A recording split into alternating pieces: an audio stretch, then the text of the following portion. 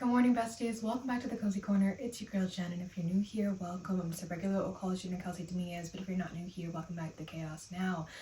In this video, I guess I can just say welcome to part 3 of literally the best books of 2025. If you don't know, this is the third video in a 3-part series. I have 2 other videos that will be linked down in the description that you can definitely go check out. These are just like, I broke it up into 3 parts because each month I wanted to break it up into like the first 4 months of the year, the second quarter, and then the third quarter, etc. Or I guess the trimester or whatever. Like, I just wanted to break it up into 3 parts because otherwise this would be like a 3-hour long video, and like that's not, like, who wants to watch that respectfully? Like, even my favorite YouTubers, I'm like, oh my god, even having that on 2 times speed, that's already an hour and a half of my time of my day. Like, that's crazy to me. But anyways, starting with September, like I said, part 1 and part 2 are going to be linked in the description box, or you can just go ahead and check it out on my channel. Literally, it's whatever. In September, I really had a really shitty reading month that month. I DNF'd my first book in a really long time. Actually, no, I did not DNF, but I really should have. But regardless, the Singe duology, I kind of mentioned it in my previous one, in my part 2 of my best books of 2025, but the Singe duet is basically like, some girl is a struggling artist and she ends up going to an art gallery event and she sees this guy across the room and she's like, oh, he's cute, does some random stuff with her dress, and then she catches the eye of the guy across the room. Turns out he's a stalker. He ends up stalking her, and it's a stalker romance. Highly recommend it. Like, it's literally such a short duology. Like, literally each book is like less than 200 pages each, so definitely highly recommend for a filler, for some dark tiki romance. Like, it's just so awesome.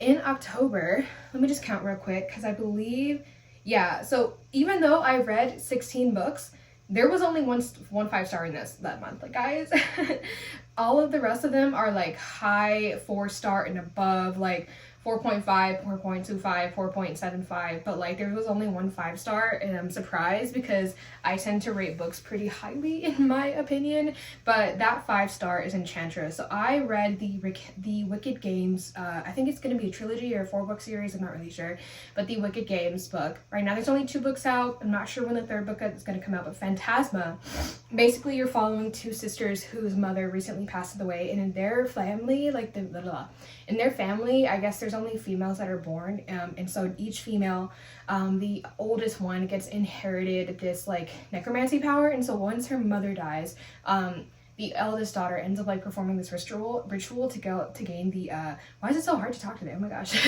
To gain the powers of necromancy. And then her sister doesn't have any magic powers, but she ends up going off to do some, like, her and her sister have this random fight walking home one night, and so her sister decides, you know what, I'm gonna go do some shenanigans. So she enters into Phantasma. It's this game, it's this whole thing, very much like there's trials in there, there's like different sets of trials going on at the same time. And so her sister, the eldest sister, I want to say her name is no, I think the younger sister's name is Genevieve, but I forget the oldest sister's name, but that's fine.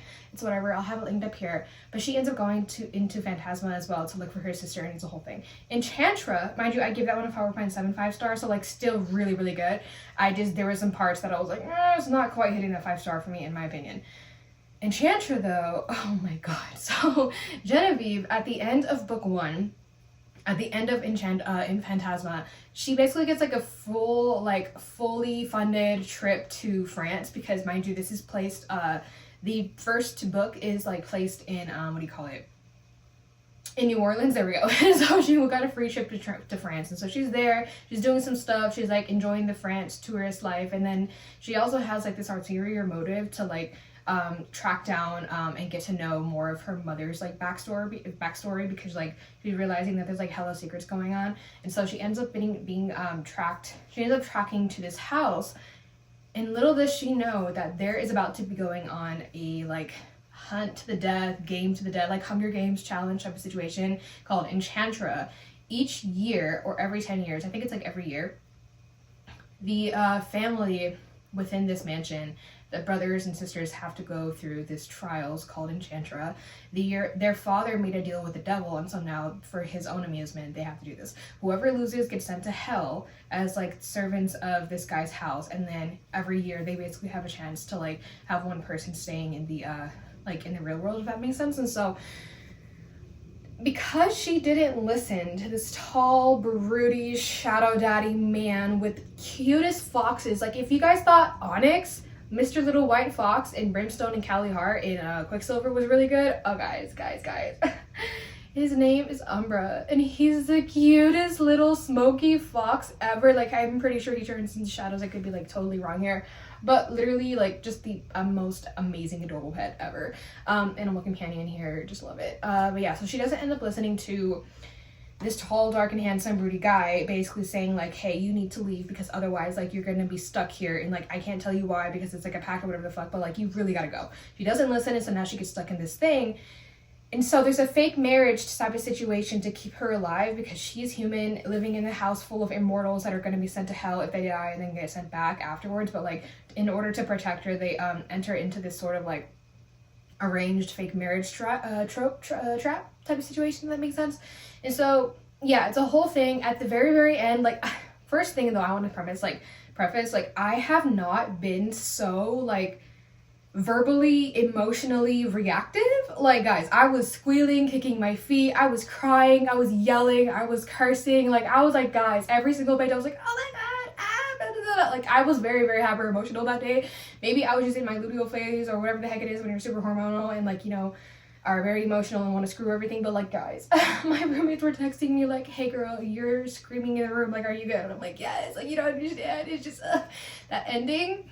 I think it was like the last 50 to 70 or like 100 or so pages. Like, there's something that happens and they take the story completely left, and you're just like, what? Why did we do that? Like, not even like a, okay, we went there, but like, no, like, why did we actually do that? Because now my heart really hurts. Like, that's not okay. And so yeah, HEA, like happily ever after, like highly recommend. The spice level, I will say, is a little bit on the higher side, but like it's so good. So yeah, Echantra in October. November, I have a few 5 stars in this month. Let me count really quickly. Okay, so I read the Darker Shades of Magic trilogy, 5 fucking star series, but like that last one, oh dude. Yeah, exactly, yeah, absolutely. The Women and then Quicksilver. Okay, so that's 3 5 stars. That's cool with me, because then if it's 3 or more, or if it's like more than 3, then I'm like gonna be sitting here for a hot minute. But so, A Darker Shades of Magic trilogy. Jamie Falk, if you're watching this, hey girl, thank you so much for recommending this. I can't wait to start more books into the V.E. Schwab verse. Like, so excited. What was I talking about? Yes, The Darker Shades of Magic trilogy. I am slurring my words here. I promise you guys, I'm completely sober. I did not take my meds today. Did I? No, I did take my meds today, which is like a long fucking time ago, so the ADHD brain's like stuck. Anyways, so yeah, The Darker Shades of Magic trilogy follows 4 Londons. And well, it doesn't follow 4 Londons, but like it's set in 4 different types of Londons. Each London is its own world, kind of like think of like parallel universes and stuff like that. And each London basically has an avatar. And I don't mean like the blue people, I mean like the Last Airbender, like air, fire, earth, whatever the fuck. Like they can control each and every element. And then these Antari, that's what they're called, they can also control every element plus being able to do blood magic. And this blood magic allows them to travel between their own world and then travel between the other worlds, if that makes sense. So one of the Londons is known as Black London, and it's basically like completely dead zones, quarantined off, like was obliterated, like just complete oblivion. Like nobody lives there. Like it's a complete dead zone.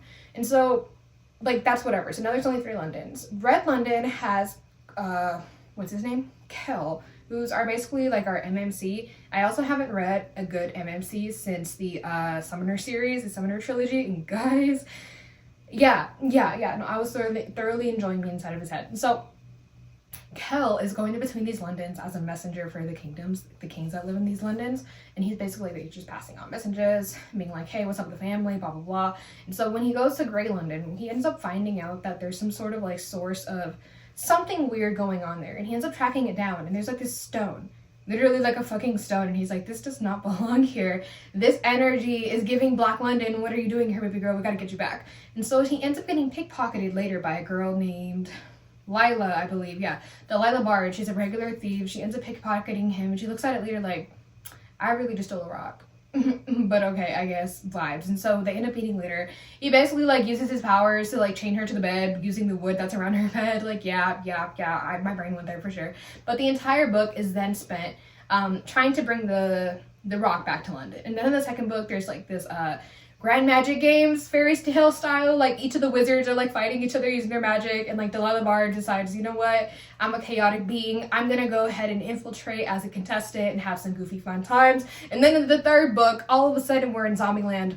That's all you're getting as far as plot synopsis for the second and third book, because like what the fuck, like we literally went left, right, and center.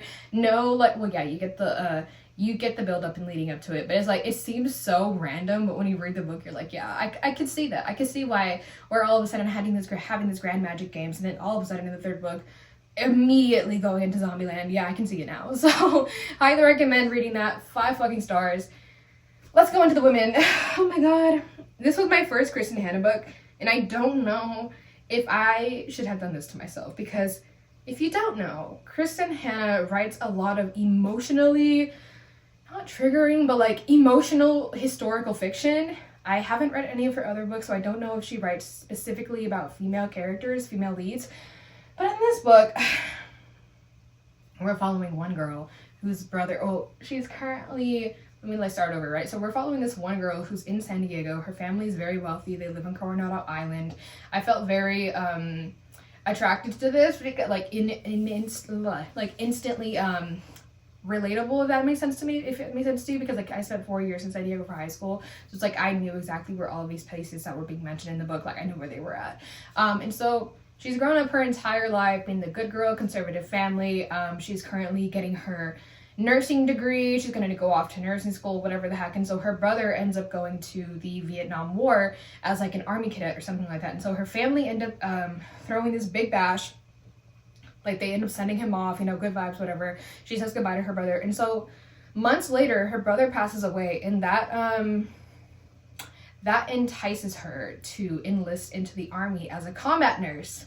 In the Vietnam War. And so she's going through this entire thing very like, oh my god, it's very graphic, as in like she's, just to give you a perspective, on a random Tuesday, some army guys coming in like holding his intestines into his body because he's been like blown the fuck up. Like we've got limbs missing, we've got blood everywhere, just like carotid arteries gone kaput. Like she's going through some graphic shit. She's having some really like on the field, on the go experience that she would never have as a regular nurse in a hospital for like the first 10 years of her life, as a nurse in the hospital, if that makes sense, like as her career. And so when she gets back, eventually, her family kind of like put the entire thing on the back burner, as in like in the closet, like we're not going to talk about your time in the war because it's weird, like we already didn't support your decision when you were going into this, like we feel like we lost our daughter, you're acting weird as fuck because now you've had all these experiences, you have PTSD, and also big thing, PTSD, trauma, and like mental disorders and mental illnesses and mental behaviors weren't studied as much as it is now. So there was a lot of like stigmas and like, what do you call it? Stigmas and unpopular opinions and like a whole bunch of like negative energy surrounding the mental health situations. And so there was nobody really to help her. She would try to go to these like VA meetings because she's having these like panic attacks and like traumatic moments where she's like having a PTSD episode in a regular ass restaurant because somebody accidentally broke a dish, and she like her brain took her back to Vietnam when there was like a big bomb going on like nearby, you know what I'm saying? And so yeah, so her family's like, this is really fucking weird. We're having a hard time acclimating you to this like situation. And also the biggest thing back then was like there were no women in Vietnam. This is what she kept being told to every time she tried to go to a VA meeting, to try to go to like group therapy or therapy in general. Every time she tried to go to a therapist to be like, hey, I need to talk to somebody, I need some help. Like something's got to fucking change because I'm having all of these episodes and like obviously I'm not okay. And they're like, well, you're kind of schizophrenic right now, random as fuck, because like there were no women in Vietnam, so like you're crazy. And this entire time she's being told that she's crazy, knowing that she's gone through all of these like really traumatic experiences. Like every single love life, like significant other that she's had has passed away, and then like later in the book comes back, either passes away again for real, or like, you know, she has like she's going through it. She's really going through this entire book. It's very, very emotional. I listened to the audiobook version of it, and let me tell you, Like 90% of that book I was listening to on my commutes at work, and I was crying in the club. Like I'm literally like sobbing in traffic. People are like looking at me because they're like, girl, do you really not want to go to work right now? Like why are you all dressed up in your uniform just like sobbing in your fucking car? Like that's crazy. But all that being said, it is like a happily ever after with nuances. Like she ends up like finally creating her own like women-led, women-only VA meeting for the people for people like her, the people that went through what she went through, the people that were there, because there were women in Vietnam, even though everybody that is in this group has been told there were no women in Vietnam. So that all being said, yeah, definitely go in knowing that you're gonna be having an emotional wreck, but like also this will possibly change your brain chemistry. Like you will think about it from a whole other level. Like me growing up with like the 4 years that I spent in San Diego, going there for college, going there for high school, not really knowing my grandparents, but like knowing that my grandfather, that's a whole other situation, we're not gonna get into it, but like he has a history of being in the military as like a Navy person or whatever the fuck. And so like he would tell me these things about like the things that he did or whatever the fuck else, and I'm like, I don't get it. I can't relate. Like that's just not, I don't understand. Like, but like hearing this from the women that by Kristin and Hannah, like I applaud her for doing her research. Like you would genuinely think that this is based on a true story. No, but there were so many stories like her, like this, that I don't know, definitely a lot of what do you call it, spreading awareness and opening people's eyes to different perspectives. And like it was definitely a humbling teaching moment for me. Like I was definitely crying at the club. I felt like I was being told this story by an older sister of like what she went through, and I was feeling for her for real. So The Women by Kristin and Hannah, 5 fucking stars. You can tell how much I love this book because like we're on this amount of time. I can already tell I've been yapping for a hot minute. A lovely little segue into a nice, beautiful, what do you call it, break from that, because like emotionally damaging to we need something fluffy. We need something like light, and not light, but like we need something more brighter than this whole thing that just happened. So that brings us into Quicksilver by Callie Hart. Yeah, I went there. Brimstone was coming out, I think, that month, and so everybody was really hyped up for it, and I was like, you know, why the fuck not? I have an extra Everand ticket, token, credit, whatever the heck, like might as well just like go ahead and listen to it. Yeah, 5 stars, yeah. So if you don't know, we are following Ceres. Ceres Fane. She's in a world where there is no magic. Like magic disappeared like a long fucking time ago, and so her status being in like one of the back alley wards, because she's like from a very, very impoverished town in this like bigger city, if that makes sense, like very reminiscent of Arcane, like the underground, and if you've read Red Queen, similar to that. Like she just lives on the outskirts of like the entire like city of capital, if that makes sense. She lives in the slums basically. And so how do I put this? In this world there's 2 suns, there's no moons, there's 2 suns, and every day people are rationed their water because of how hot it is and because of a whole bunch of other stuff, and just because of control regardless and whatever the fuck else. And so she ends up basically getting accused and she did it, but like getting accused and taken in for stealing a piece of a soldier's armor. There's more to that though. So the queen there knows something about this girl, and she's like, you smell different, you smell weird, you smell like you got something funky going on, like you smell dangerous to my entire organization, like you gotta die type situation. And so she ends up basically like murdering her, and so while she's dying, she accidentally opens a portal to another dimension, to another world. And as she's bleeding out, dying, just laying on the floor, looking for the light, like being like, listen, I'm going through it, like, let this just end already, because this is too much, like, I'm dying, like, please, it hurts too much. She sees this person walk through, and she's like, damn, is that Death? Oh, Death is kind of hot, if you ask me. Oh my goodness, like, what? That's crazy. He ends up picking her up, takes her back with him through the portal to his world, and she ends up waking up in the fairy realm. Because there's Fae in this one, yeah. This is Fated Mates, this is Shadow Daddy, this is Quicksilver, and so she's basically an alchemist in this world well, in both worlds really. And so she's been tasked with creating these relics to fight this war or something like that. Like, I don't want to say anything else because it is like, you just gotta read it yourself. Brimstone came out already, like, you definitely gotta read it. Like, it's good, let me just tell you that. Onyx, yeah, Onyx is another very beloved character in my humble opinion. Like, that baby fox will always be here for me, let me just tell you. And what happened did not need to happen. I felt like he was gonna be fine, but like, you didn't need to put me through that. You really didn't need to. And Brimstone, what did you do to me? Why? Anyways, going into December, let me take a big breath because like I feel like I've been talking for too much and like I don't know why I'm out of breath already. Like, I feel fat as fuck for this, but anyways. In December, we have 2 5-stars. Technically, there could be more, but these ones were like high key 5 stars, like literally god tier.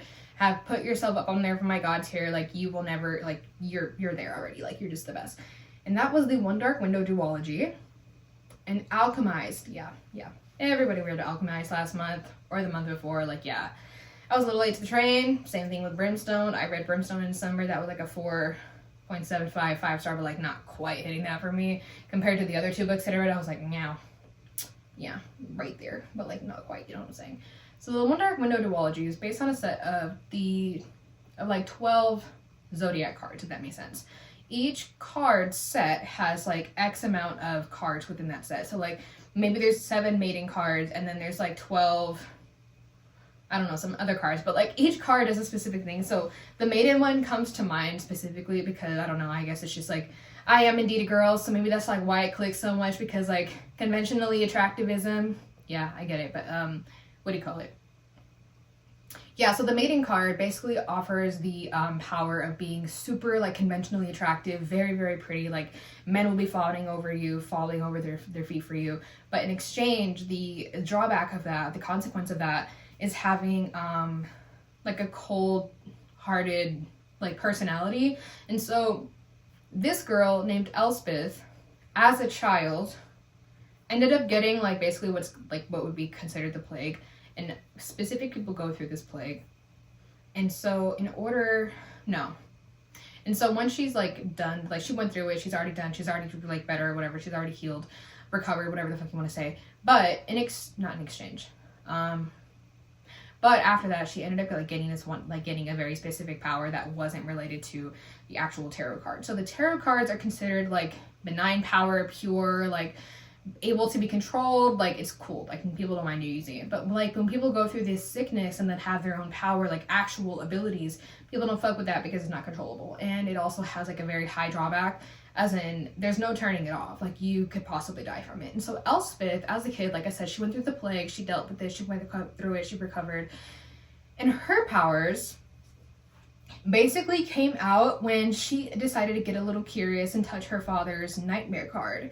There's only 2 of these cards in existence, and so when she touched it, she accidentally absorbed it. And so now she's got a little voice in the back of her head, like a low-key schizophrenic, bipolar, but like not really. Like, I don't know what I'm talking about. I don't really know a whole lot about disorders, but like she deadass has a voice in her head. Like, it's a whole separate entity. They're sharing the same brain, they're sharing the same body, like they just be dealing with life together. And it's so funny because this nightmare, like she's literally refers to it as the nightmare. He's whispering all of these things in her ear, and he's such a sassy, like, just burn it type of character. Like, if like little Susie over there pulled our hair yesterday, kill her, I'm done with this, like burn her alive, singe her hair, not even like just like pull her hair back, but like to the most extreme, like not kill her back, like no, that's crazy, that's whatever.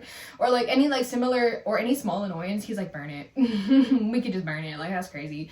But yeah, so she ends up, mind you, her family's like also part of high echelon society, and they're like very close to the king. But also there's these highwaymen that are trying to gather the cards together for, not for themselves, but like take all of the cards and put them together to lift what's called the mist, which is causing everybody to get sick and causing this insanity and a whole bunch of stuff. The only drawback is that the tarot cards will no longer be a thing. Like, they will be completely destroyed. Nobody will be able to use magic anymore. Like, it's a whole thing. Like, but the plague, the sickness, I guess, would also be cured. So it's like it's a better world. It's a better alternative to what everybody's going through. And so Yeah, sorry, my brain just like went left real quick. So Elspeth and these highwaymen end up working together to do this. We end up going over the span of the 2 books. It gets solved. It's pretty good. I'm getting tired all of a sudden. I think it's because I've been up since 4. But like, let's move the fuck on and like wrap this up. The last one is Alchemised, and I'm not gonna say too much on this book because I did cover it in my TBR wrap up, and I do know that I mentioned a big spoiler, but it was related to a trigger warning, and I'm not gonna say what that is in this video. But basically, Alchemised was originally called Manacled. It's a debut novel. Basically, it used to be like a fanfic of like the Harry Potter realm, just series and whatever the heck. And so basically, it's kind of like following of like, what if Voldemort won? What if the bad guys won? What if Harry Potter died? And what if the Handmaid's Tale was like tossed into it, right? So we're following Helena, basically Hermione. And this is also like a Draco and Hermione fanfic. Let me just like preface that. But like, we're following Hermione. She's like post-war, has amnesia, doesn't remember anything in the past 2 years, has like this block on her mind. And so she's basically carted off to this like high necromancer. They use alchemical magic in this world, and I think it's kind of cool because like we have vivimancy, necromancy, pyromancy, etc., etc. And so yeah, so basically his job, the high necromancer's job, which is his name is Kane, there we go, but it's basically Draco Malfoy, right? His job is to basically spend some time with her, having her live in his home to like lift this block and like try to get in her head, because she is part of this like rebel organization that is still like up and running. They're trying to get rid of it and whatever, and so his job is to basically like figure out why she's important and stuff like that. As the reader in this book, you're going in completely 100% blind, and you only find shit out as Helena finds out. And it's very, I will say, it's pretty dark. Like, it's a pretty gruesome world, like very much Handmaid's Tale. They try to do a repopulation program against people's will. It's a lot. I will say it's a happily ever after, but because of what the 2 characters go through, it's a lot. Yeah, it's a lot. You spend the entire first book like genuinely hating Kane. Like genuinely hating Kane, like with your whole entire soul. But then you realize like their own past, because they knew each other from the beginning. And so you spend a bit of time, like a good third of the book, in their past, like basically like how they met, and so how they like develop their own relationship. And so by the time you get to part 3, you know this all going in. And then Helena also knows everything, like by the time you get to part 3. Like, you guys find this shit out together. You remember this together. It's very dark. Like, the ending was like, damn, like, I'm glad that they had like a peaceful like life, like for the rest of their lives. Like, everything's good now, but like, oh, the history books, man. The history books is gonna be crazy. But yeah, I highly recommend it. Definitely go in with your best possible mindset. Like, I will say Alchemised and the women for sure, like 100%, but like Alchemised is like right under that as far as like emotional damage. Like, well, the women will definitely top 100% that whole thing, but Alchemised is kind of like maybe not quite a close second, but like a relatively near second, if that makes sense, as far as like emotionally traumatizing. But I will put the number up here of how many books that I just yapped about for God knows how many minutes. And so thank you so much for watching this video. If you made it to the end, go ahead and subscribe, like, hit that notification bell so you never miss when I upload a brand new video. Comment down below if you've read any of these books or what for your favorite books of 2025. And I will see you next week for January's TBR. Or no, sorry, for February's TBR, because technically by the time this is uploaded, February will be right around the corner. But that is going to be all from me, guys. Bye.